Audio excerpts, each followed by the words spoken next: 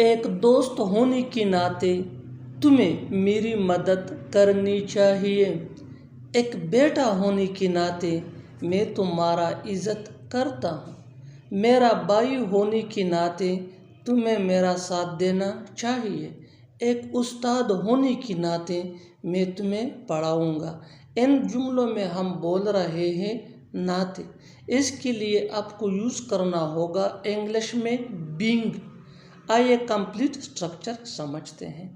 Being plus object plus कामा plus sentence. आगे detail से समझाता हूँ मिसालों से। एक दोस्त होने के नाते तुम्हें मेरी मदद करनी चाहिए। Being a friend, you should help me. Being a friend, you should help me. एक बेटा होने के नाते मैं तुम्हारा इज़्ज़त करता हूँ। Being a son, I respect you. Being a son, I respect you. मेरा भाई होने के नाते तुम्हें मेरा साथ देना चाहिए। Being my brother, you should stand by me.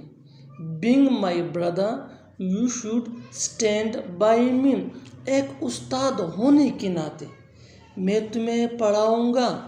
Being a teacher, I will teach you.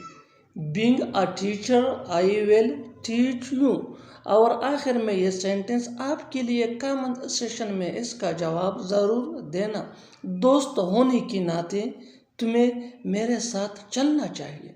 दोस्त होने के नाते तुम्हें मेरे साथ चलना चाहिए। Subscribe English PS for more advance English sentence structure. Thanks मानना।